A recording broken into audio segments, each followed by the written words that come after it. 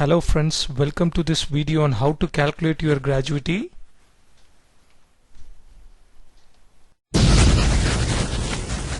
Let me explain what gratuity is all about. Gratuity is a defined benefit plan provided by the employer. Employee is the actual beneficiary of gratuity. This benefit is basically provided for all salaried individuals, let it be a private employee or a government employee. Government has prescribed the set of rules under the Gratuity Act which needs to be followed by both employer as well as the employee. Now let us see how an employer becomes eligible to pay gratuity to its employee and how employee becomes eligible to receive the gratuity from its own organization. First, let us see for employer.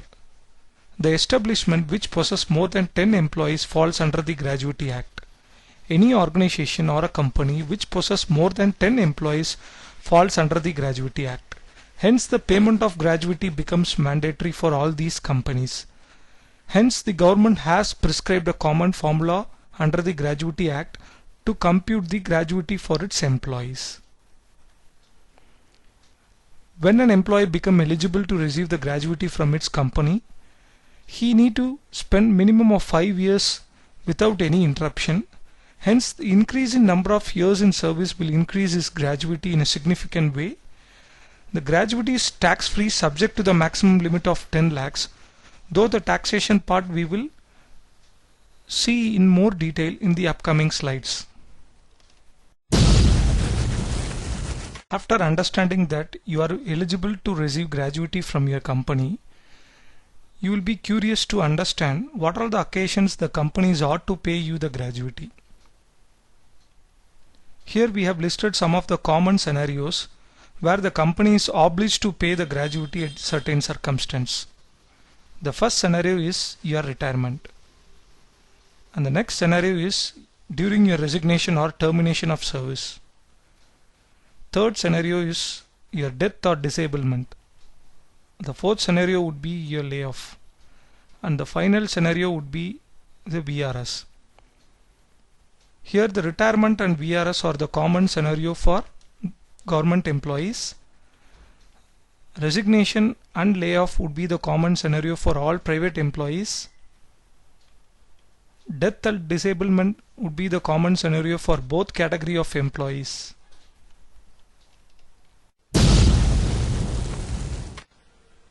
Now let us see how to calculate your gratuity. The simple formula prescribed by Gratuity Act is gratuity is equal to number of years into last drawn salary of 15 days.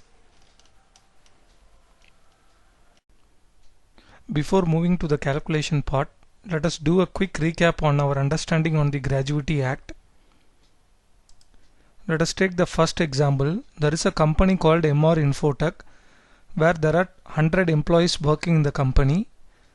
Hence, it is eligible under the Gratuity Act.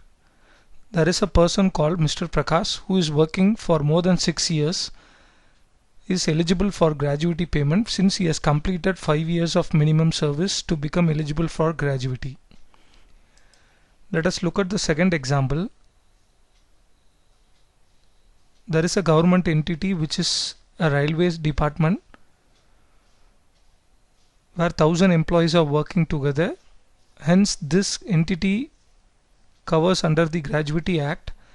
There is an employee called Shubha who is working for 4 years. Is not eligible for gratuity because he has not completed the minimum requirement of 5 years in service to become eligible for gratuity payment.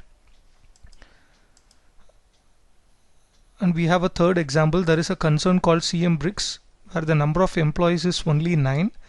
Hence, this entity is not covered under Gratuity Act, though there is a person called Mr. Ashwin who is working for more than 7 years. He is not eligible for gratuity because his company is not covered under the Gratuity Act.